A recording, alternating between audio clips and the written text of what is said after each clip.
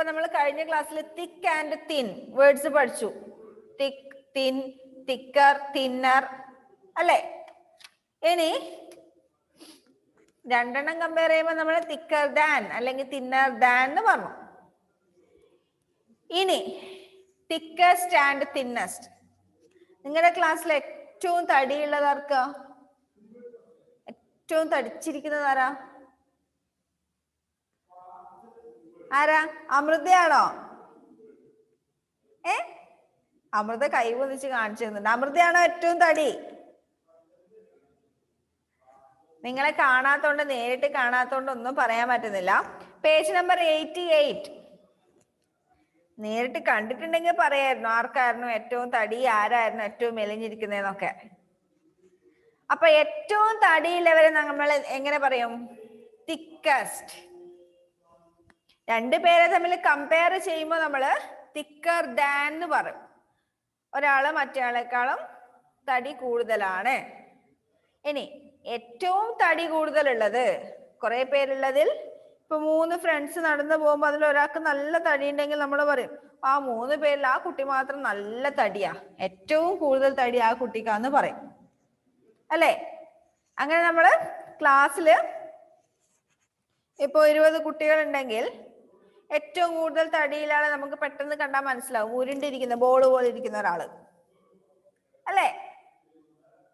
ഈ അമൃത സ്വന്തം പറഞ്ഞു എനിക്ക് ഏറ്റവും കൂടുതൽ തടിയെന്ന്.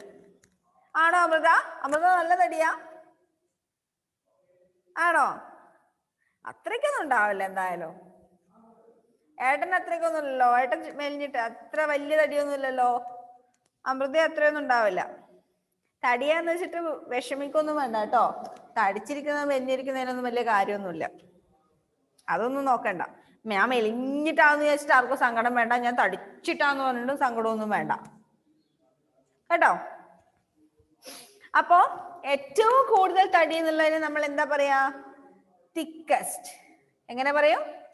എന്താ തിക്കസ്റ്റിന്റെ സ്പെല്ലിംഗ്? തിക്കസ്റ്റിന്റെ സ്പെല്ലിംഗ് എന്താ?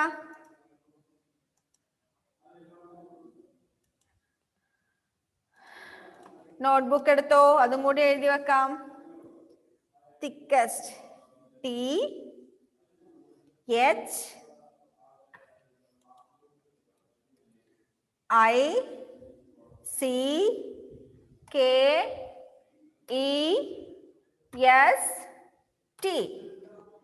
തിക്കസ്റ്റ്. ഇപ്പോ കാണിച്ചു തരാം. കുറച്ച് ആരോ മാർക്സ് വരച്ച് കാണിച്ചു തരാം.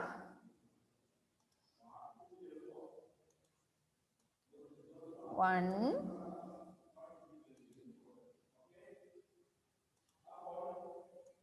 two,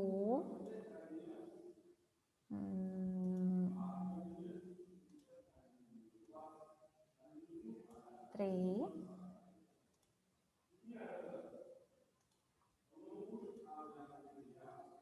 ഇതിൽ ഏറ്റവും തിക്കസ്റ്റ് ആയിട്ടുള്ള ആരോ മാർക്ക് ഏതാ? ഏത് കളറിലുള്ളതാ? ബ്ലൂ കളർ അല്ലേ?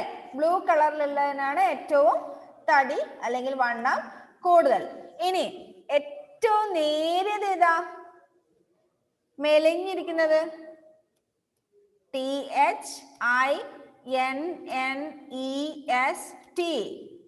തിന്നസ്റ്റ്. ഏറ്റവും കൂടുതൽ മെലിഞ്ഞിരിക്കുന്നത് അല്ലെങ്കിൽ ഏറ്റവും തടി കുറഞ്ഞത് ഏത് കളറിലുള്ളതാ? പിങ്ക് കളറിലുള്ളത് അല്ലേ? പിങ്ക് കളറിലുള്ളത് തിന്നസ്റ്റും ബ്ലൂ കളറിലുള്ളത് തിക്കസ്റ്റും. അപ്പൊ ഈ രണ്ട് വേർഡ്സും കൂടി ഒന്ന് നിങ്ങളുടെ നോട്ടിൽ എഴുതി വെച്ചേ. Thickest and thinnest. ഇതാരാ വരച്ചിരുന്നേ? അഫ്രാസേ. എന്നിട്ട് ഈ ആരോ മാർക്കും കൂടി ഇതുപോലെ കുറച്ച് തടി കൂട്ടി കൂട്ടി കൂട്ടി കൂട്ടി വരച്ചു വെച്ചു.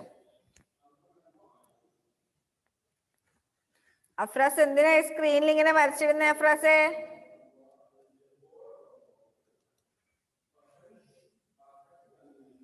തിക്കസ്റ്റിന്റെയും തിന്നസ്റ്റിന്റെയും സ്പെല്ലിംഗ് പഠിക്കാട്ടോ. Page number 88 exercise 4.7. കണ്ടോ?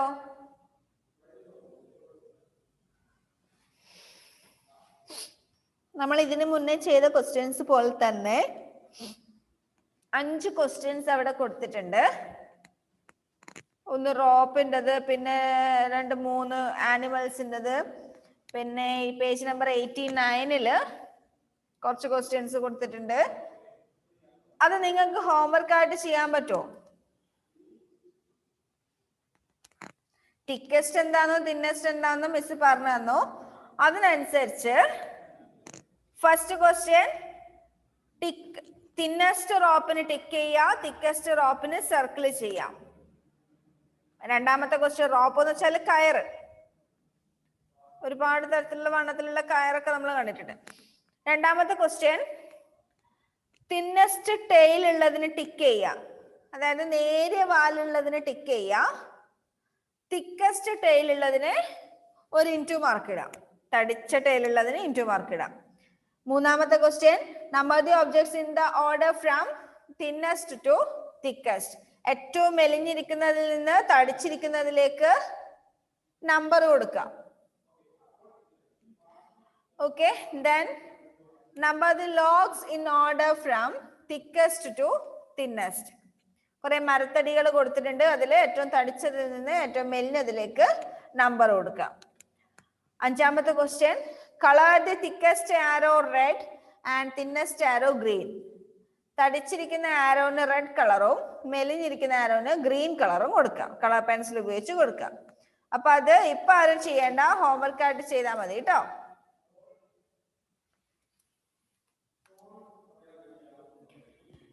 ഇനി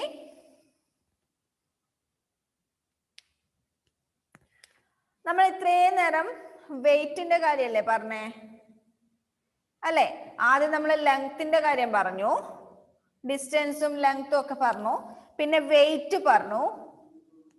അടുത്തത് നമ്മൾ വെള്ളവും എണ്ണയും ഒക്കെ നമ്മൾ വെയിറ്റിലാണോ പറയാ?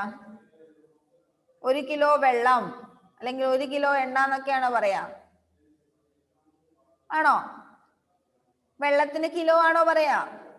എനിക്ക് ഇത്ര കിലോ വെള്ളം വേണം കുടിക്കാൻ ആണോ?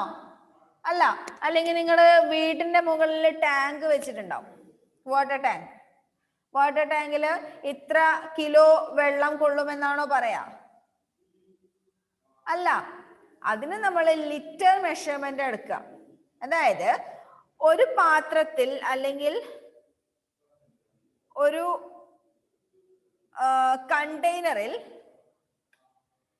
ഹോൾഡ് ചെയ്യാൻ പറ്റുന്ന ലിക്വിഡിന്റെ അളവാണ് കപ്പാസിറ്റി. ലിക്വിഡ് എന്ന് വെച്ചാൽ എന്താ? നമുക്ക് 3 ഫോംസ് ഉണ്ട്.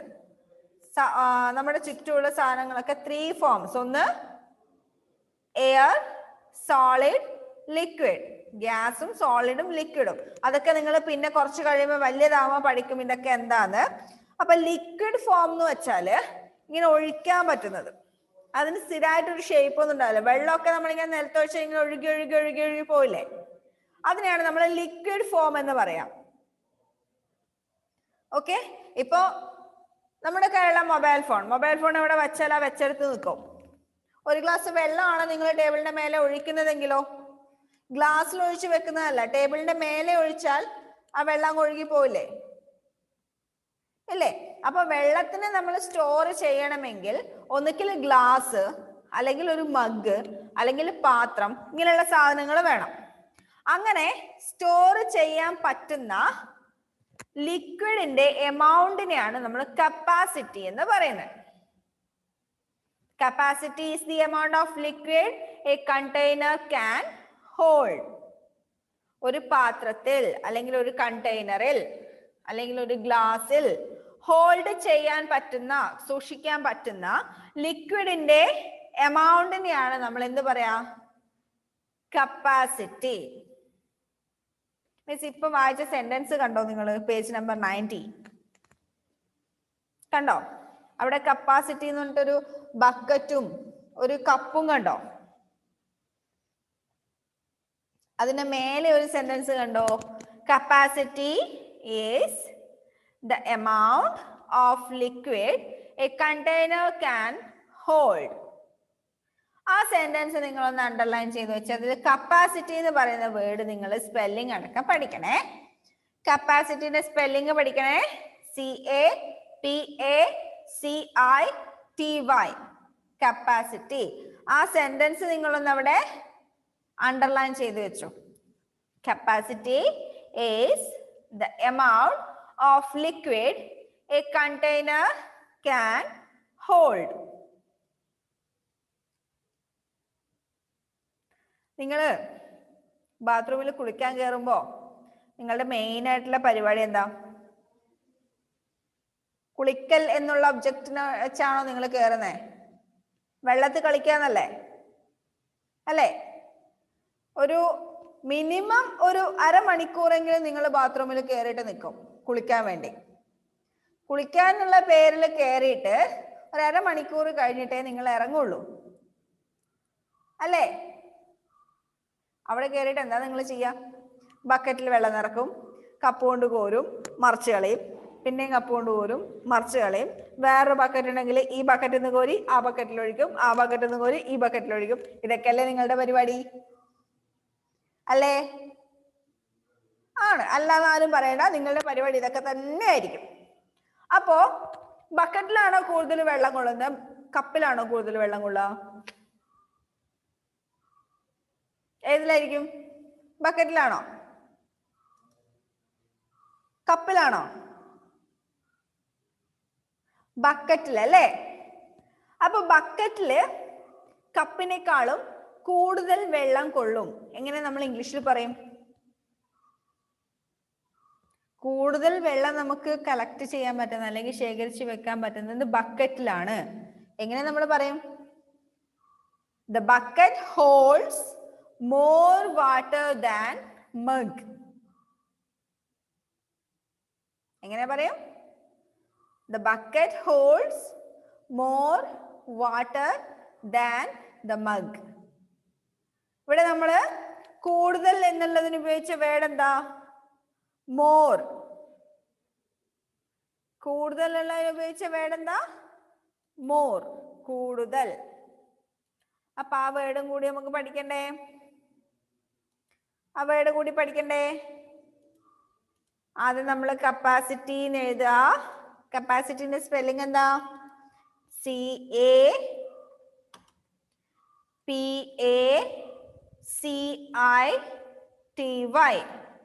Capacity.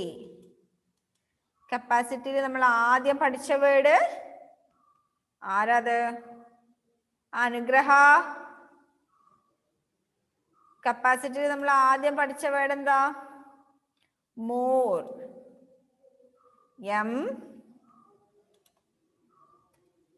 MORE, more. MORE, more. More എന്ന് വെച്ചാല് അതിന്റെ മീനിങ്ങും കൂടി വേണമെങ്കിൽ എഴുതി വെച്ചോ. ബിയോണ എന്താ അവിടെ ചെയ്യുന്നേ?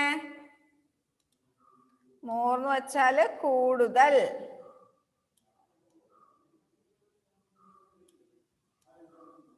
മലയാളം മീനിങ് വേണമെങ്കിൽ എഴുതി വെച്ചോട്ടോ. എന്റെ മലയാളം ഹാൻഡ് റൈറ്റിംഗ് ഒന്നും നോക്കണ്ട, ഞാൻ മൗസ് കൊണ്ട് എഴുതുന്നത്, അതുകൊണ്ടാട്ടോ അങ്ങനെ. മോർ എന്ന് വെച്ചാല് കൂടുതൽ. ഇനി നിങ്ങൾ കുറച്ചും കൂടി ചെറുതായിരിക്കുന്ന സമയത്ത് നിങ്ങളുടെ മെയിൻ ആയിട്ടുള്ള ഒരു ഹോബി പറയട്ടെ. നമ്മള് വെള്ളം കുടിക്കാൻ ഉപയോഗിക്കുന്ന ഗ്ലാസും കുടിക്കാനുള്ള വെള്ളം ഉപയോഗിച്ച് വെക്കുന്ന മഗ്ഗില്ലേ, ജഗ്, അതും എടുത്ത് കളിക്കാറുണ്ടോ നിങ്ങള്? ജഗ്ഗിൽ നിന്ന് വെള്ളം ഗ്ലാസ്സിലേക്ക് ഒഴിക്കും, ഗ്ലാസ്സിൽ നിന്ന് തിരിച്ചങ്ങോട്ട് ഒഴിക്കും. കളിക്കാറുണ്ടോ? ഇല്ല. തട്ടിപ്പ് പറയരുത്. മിസ്സിന്റെ മോനൊക്കെ ഇപ്പൊ കളിക്കാറുണ്ട്. എന്റെ മോന്റെ മെയിൻ ആയിട്ടുള്ള കളി അതാ. കളിയല്ല, അവൻ ആവശ്യമില്ലാതെ വെള്ളം ചോദിക്കും കുടിക്കാൻ വേണ്ടി. എന്നിട്ട് എന്ത് ചെയ്യും? കപ്പും ജഗ്ഗും എടുത്ത് കൊണ്ടു കൊടുത്താല്, ഗ്ലാസും ജഗ്ഗും എടുത്ത് കൊണ്ടു കൊടുത്താല് ആദ്യം കുറച്ചൊഴിക്കും, എന്നിട്ട് കുടിക്കും. പിന്നെയും കുറച്ചും കൂടി ഒഴിക്കും, പിന്നെയും കുടിക്കും. ഒരാവശ്യം ഉണ്ടാവില്ല, വെറുതെ കുടിക്കുന്നത്, ഇങ്ങനെ ഒഴിച്ച് കളിക്കാൻ വേണ്ടി. അപ്പൊ ആ ജഗ്ഗിലാണോ കൂടുതൽ വെള്ളം പിടിക്കുന്നത്, ഗ്ലാസ്സിലാണോ? ഗ്ലാസ് ചെറിയ ഗ്ലാസ് ആയിരിക്കും നിങ്ങൾ കുടിക്കാൻ ഉപയോഗിക്കുന്നത്.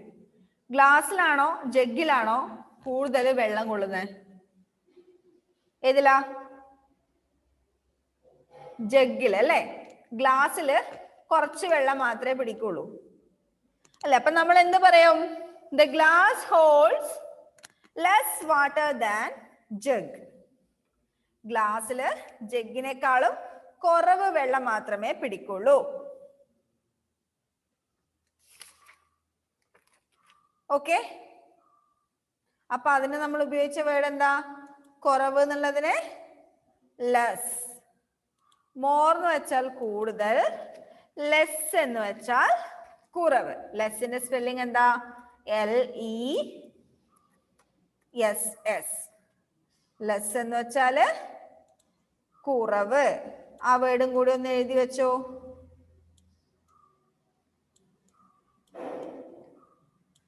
മോർ കൂടുതൽ, ലെസ് കുറവ്.